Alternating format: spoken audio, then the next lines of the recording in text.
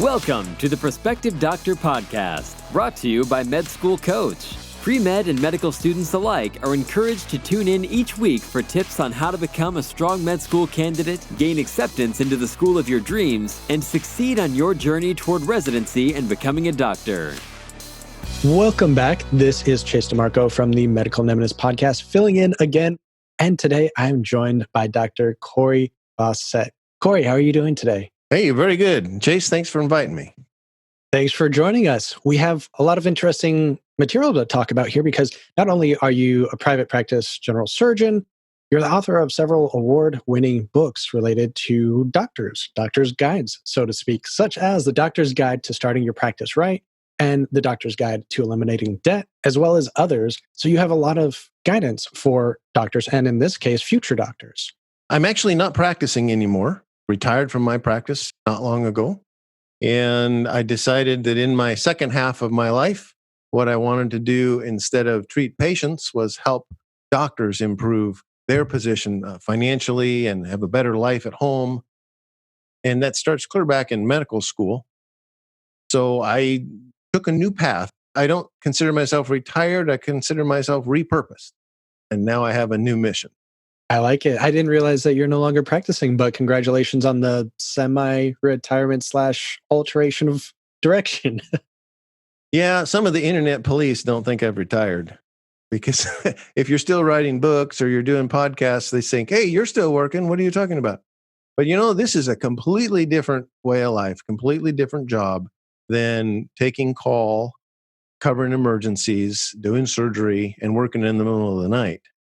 So it feels retired, even though I still have something to do. It's nice to have a purpose in life. Agreed. There's nothing more fun than creating content, in my opinion. Yeah, I really like that. I would have never thought, if you asked me 10 years ago, would I ever write a single book? I would have said, are you kidding? I don't write. But here I am having, I just published last month my 5th book in this series with 2 more coming down the pike currently. So you never know what the future holds for you. And your books are very popular in the physician community. It might not be as known in the medical student community because they haven't quite reached that point where they're thinking about certain things like their finances and starting a practice. But these are also topics that are very relevant to student plans going forward and some topics that they should really know a little bit more about and some resources to utilize in the future. So I'm glad you're here to discuss these for the audience. If I think back to my time in medical school, I can't really remember that I was up to reading some book that wasn't required by my current course.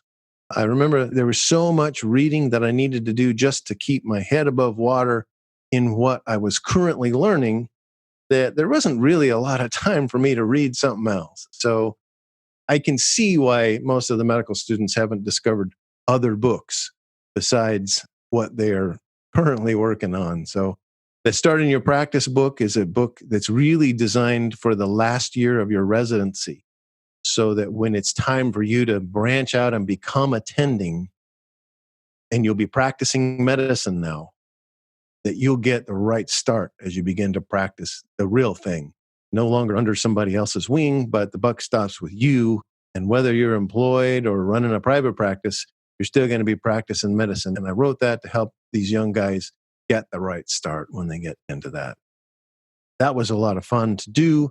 Unfortunately, most of those guys won't read the book because they don't read anything outside of what they're trying to learn right now. They'll read it when they become an attending and have a little bit more free time, but then it'll be too late. So I don't know how to solve that.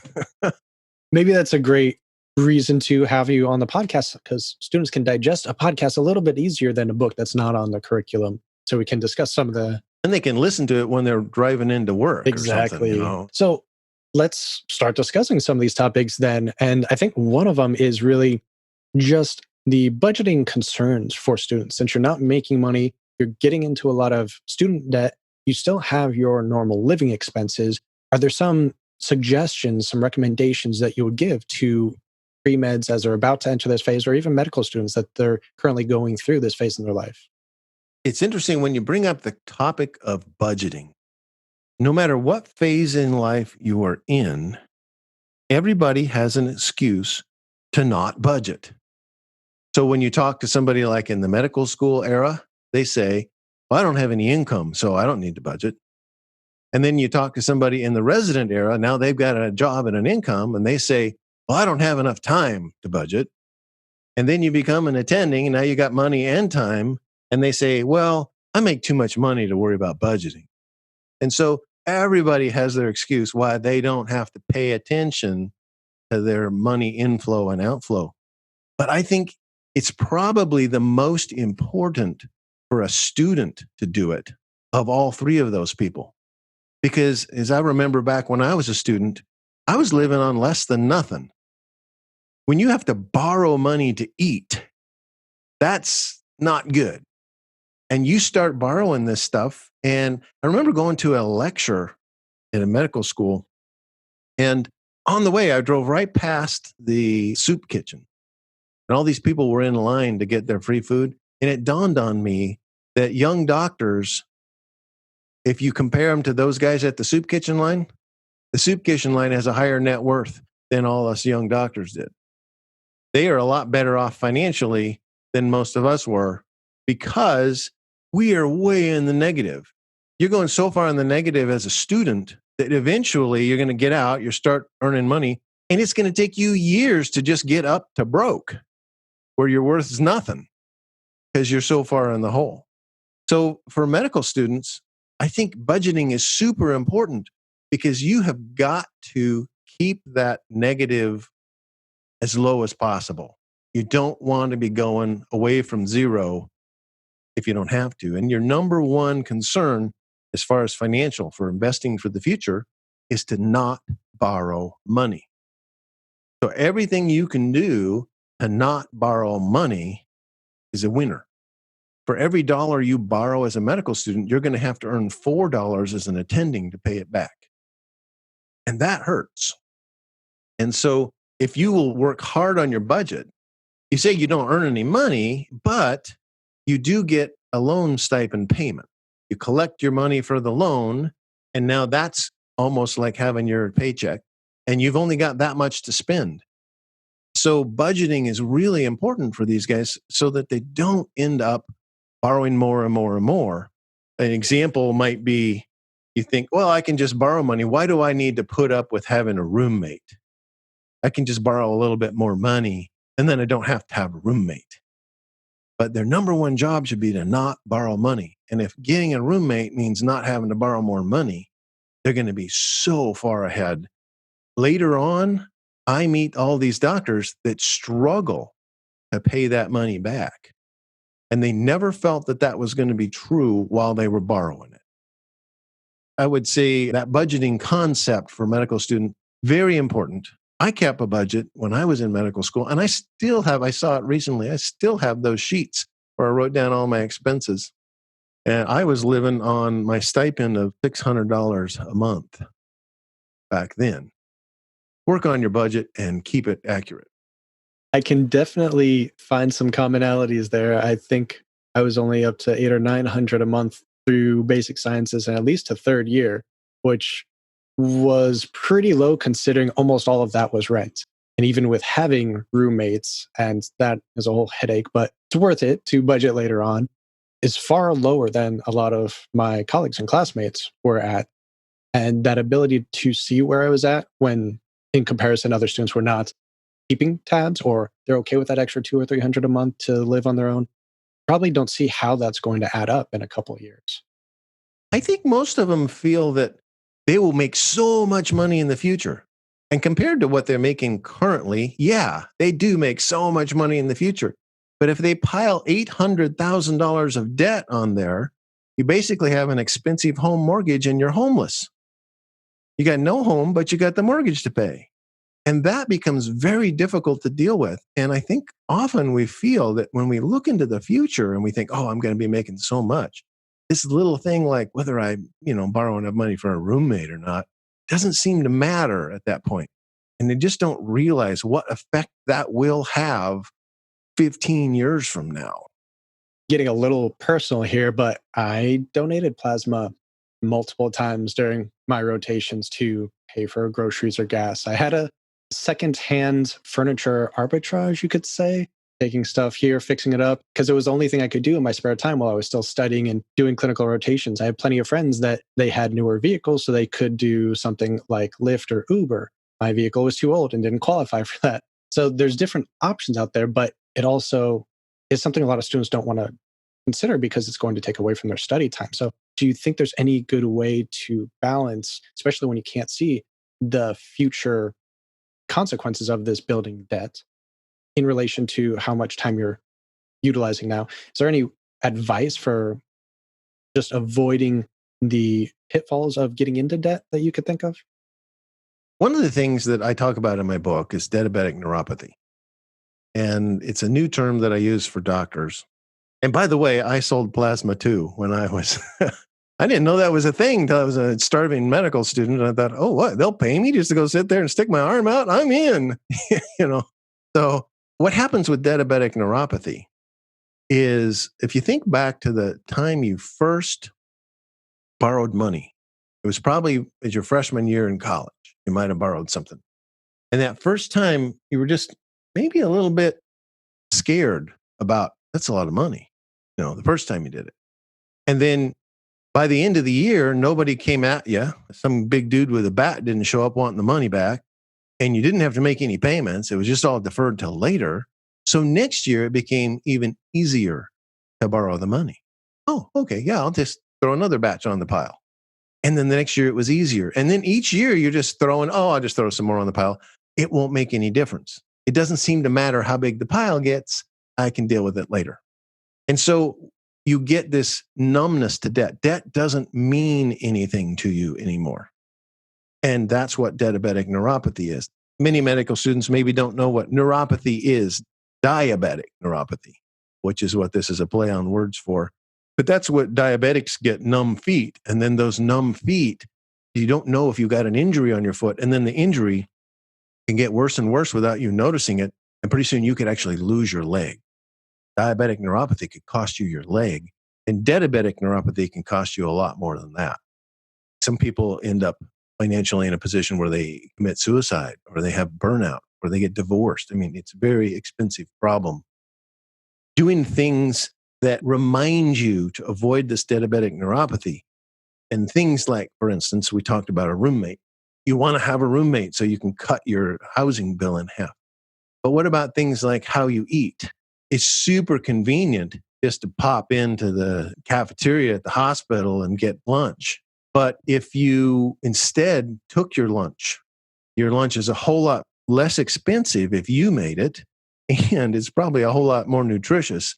You're going to get quickly walking through the cafeteria and grabbing something fast. So little things like that. Another one is buying a car. You mentioned your car wasn't good enough for an Uber, but there are a lot of medical students who would then say, oh, well, I probably should have a better car. And so I can just borrow more money on my student loans and get a car. Borrow 20 grand and get a car. But the thing is that 20 grand, you're going to have to earn 80 grand to pay it back. Is that car really worth $80,000 to you? If you begin to think in terms of what this is really going to cost me in the long run, then you can begin to think about ways to avoid adding to the debt. So when I was in school, I had a scholarship to Stanford for my undergraduate. And so I got out of Stanford with only $6,000 of debt. And then I went to medical school and the scholarship was over. I had to pay for everything and I had to borrow money to do it. And that first year, when I had to borrow more money, I borrowed in 4 years of college and I saw 4 more years coming down the road. This is going to be a problem. I decided to join the Navy. And I went through the rest of medical school on a naval scholarship so that I didn't keep going in the hole. But I was thinking about it. Had I not been thinking about it, I'd have just kept borrowing the money. And I think medical students just got to think that this money is going to cost me way more than I think it's going to cost me in the long run. And if you just keep that in mind, 4 to 1, you're going to have to earn $4 to pay off every dollar you borrow. Those dollars start getting expensive.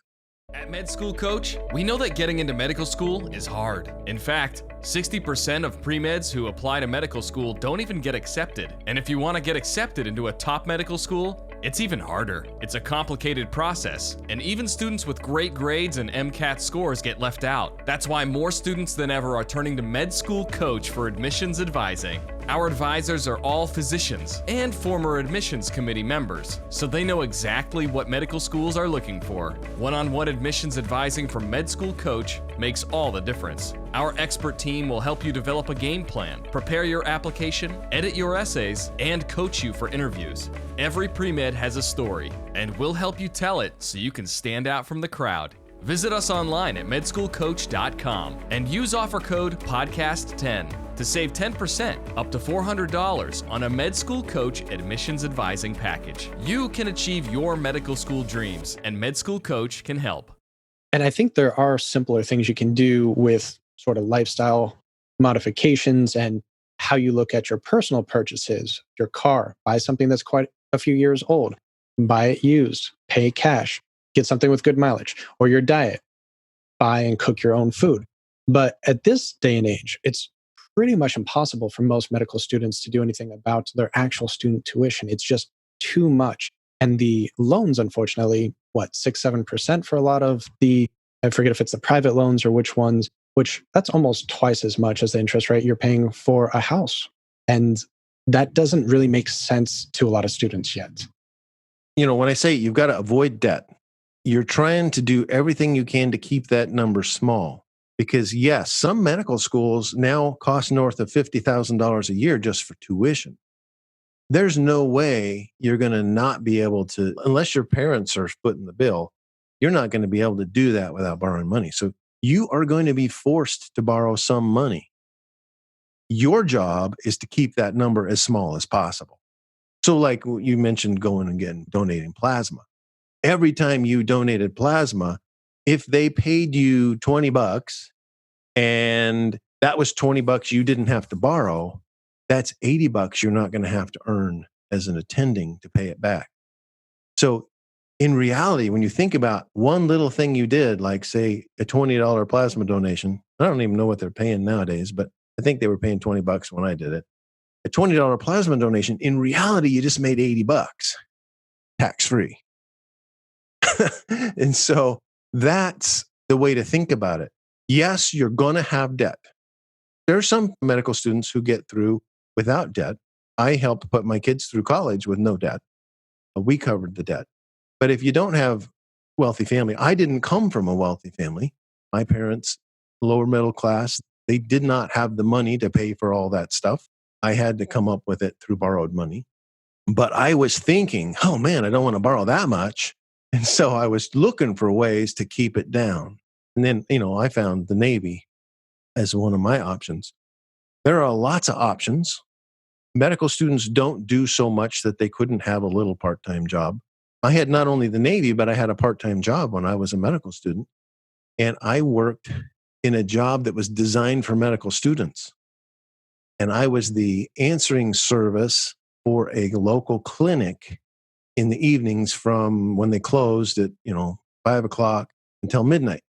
And then they turned it over to a regular answering service. But between 5 and midnight, they had a medical student man the phones so that if somebody called, I could just reach over and pull out the chart and read information to the doctor that was on call right out of the charts. Because as a medical student, I could do that a lot better than just the service hired. They even brought somebody in. But I actually went right into their office and sat in their chairs and answered the phones up until midnight and was able to help the doctor by looking in charts. And there's not a lot of calls. So as a medical student, basically I got paid to study. And I might get a call an hour and it take 5 minutes of my time each hour, but I get paid for the whole hour. And the other 55 minutes, I was studying. And so there's some great opportunities out there for medical students with their eyes open who are looking around, trying to find ways to keep the debt down as best they can. You're unlikely to get it to zero, but the lower you can get it, imagine saving $50,000 over the course of your training. That just saved you $200,000 in practice. So that's a lot of power that you have in avoiding debt. And that's amazing. The 4X rule that you have there, it makes it feel like less of a sacrifice and more of an investment at that point. every dollar you save being that much more significant later on just probably has a different psychological feeling to it, I would imagine. It's hard to make an investment and get 4x return on it in 10 years or 15 years. That's a really, really, really good return. So the best return on investment any medical student can make is anything they did that prevented them from borrowing a dollar. There is no place they could have put that money to have earned that kind of return in such a short period of time. So yeah, it is like an investment, and because it is an investment. Well, then I'm curious to hear your thoughts on this. I know that some other physician financial blogs, podcasts, you're familiar with The White Coat Investor. I believe you've been on that show in the past, and some of the other very popular ones seem to advise, for the most part, going to the cheapest school you can find, because that amount of debt that you're saving, putting on yourself, like you said, with 4x, that could be quite significant. Do you also recommend something along those lines, or how do you approach the choice of the school based on the tuition? I would second what they say, yes, because you do have a choice. For example, I had two choices when I went to college. I can take my own example. I applied to my state school, Oregon State University, and I applied to Stanford. Okay. And as time went by in the process, I began to realize there's no way I can afford to go to Stanford. So I had, during the process, taken it off of the plate. The application was still out there. In my mind, I had said, I'd love to go there, but there's just no way I can afford that. My parents don't have the money. It's way more expensive than Oregon State. So one day, I was coming home from a luncheon meeting that I went to with my mom while we were in school. And we stopped off, got the mail, and there was a letter from Stanford. And I thought, oh, this looks like an acceptance letter. Opened the letter. Yep, I got in. And I tossed the thing onto the table saying, oh, it's too bad they didn't give me $10,000. And I went to school. So PE was the next thing. And I'm all dressed in PE and we're getting ready to play something. And some guy taps me on the shoulder and says, isn't that your mom over there? Most of the guys knew my mom. And so, yeah, that is my mom. And I went over there and she was standing waving the letter and says, you didn't read the letter. You didn't read the letter. And I had been given the scholarship to go to school. And so with the scholarship, now Stanford was cheaper than Oregon State. And I went Stanford. But I was thinking that same line back then. You have two choices. I have Stanford and I have my state school. Both of them are going to get me a bachelor's degree. Both of them are going to get me where I want to be. But one's going to get me there on a lot more expensive route than the other. Do I really need to pick the more expensive one? Am I really going to get my money's worth from the more expensive one? Now, you can forward that to today when I talk to many attendings who have their kids in private school. And I literally have talked to people who have a second grader. They are paying more in tuition than college students pay. And my comment is, do you think your second grader is getting a college level education from that private school? Because they're paying college level numbers. The answer is no, they're not. We need to think about that when you're applying for medical school. If you've got choices, like you have a medical school in your home state, you best be applying to that one. Because if you can get through with $10,000 a year in tuition instead of $50,000 a year in tuition, that's $40,000 times 4 years, $160,000 times 4. You're talking a huge amount of money difference when it comes to what you're going to have to pay back because you went to that school. So choosing a less expensive school when you have choices, I think is a very smart idea. To avoid applying to your own state school is a mistake. Because if you get into it and it's way cheaper at your state than anywhere else, you know what they call the guy who graduates from that school? Doctor. So it doesn't matter what school you're going to go to. There are very, very few people who it will matter if they have a diploma that has a prestigious name on it. And those are usually people who really want to make a career in the research and academic fields. It may make a difference early on, but I can tell you, none of my patients ever cared what school I went to. They cared that their friends liked me and their friends said, you got to go see Dr. Fawcett. He'll fix you up. That's what they cared about. They didn't care that if I paid a lot of money to go to school or if I paid a little money. They just cared that I was a doctor. And for 99.99% of us, that's what's going to matter. Get your degree, not where you went. There's very, very few doctors who the place you went to school is going to actually make an influence in your life. At Med School Coach, we know that matching into the specialty of your choice and the residency program of your dreams has a dramatic impact on your career as a physician. And your USMLE score is the most important acceptance factor of all. That's why more students than ever are turning to Med School Coach for USMLE tutoring. Our tutors are all 260 plus scorers and have been through rigorous training. Plus, the average student who uses Med School Coach tutoring raises their score by 23 to 55 points. There is an enormous amount of material you need to know for Step 1 and Step 2, and Med School Coach can help you be smart about how to study. We'll create a custom program just for you. Then, we'll help you master USMLE concepts where you need help most. You'll raise your USMLE score. We guarantee it. Visit us online at medschoolcoach.com and use offer code PODCAST10 to save 10% up to $400 on a Med School Coach USMLE tutoring package. You can achieve your medical school dreams, and Med School Coach can help. Well, this has been some great information so far. Do you have any other bits of information regarding just student debt that you feel would be vital for our audience? Houses. Let's talk about houses for just a second. A lot of medical students are married and their spouse works. And so they have this thing in America that everyone thinks you got to own a house. So these married medical students are thinking they got to buy a house. If they didn't then, when they go to a residency and they start making money, they think they got to buy a house. Got to buy a house. Don't want to waste money on rent. Got to buy a house. And I would say, go back to the same thing. The dollars you borrow are going to be very expensive. And medical students and residents have absolutely no business buying a house. I'm just going to make that a hard, fast rule. Do not buy a house. Okay? The reason being, in general, you buy a house because you think it's going to go up in value. But when you buy and sell a house, you have to pay a lot of fees. And it takes on average around 5 years for you to recover those fees based on the way the house goes up in value, the appreciation. And so there are very few residencies that are 5 years or longer.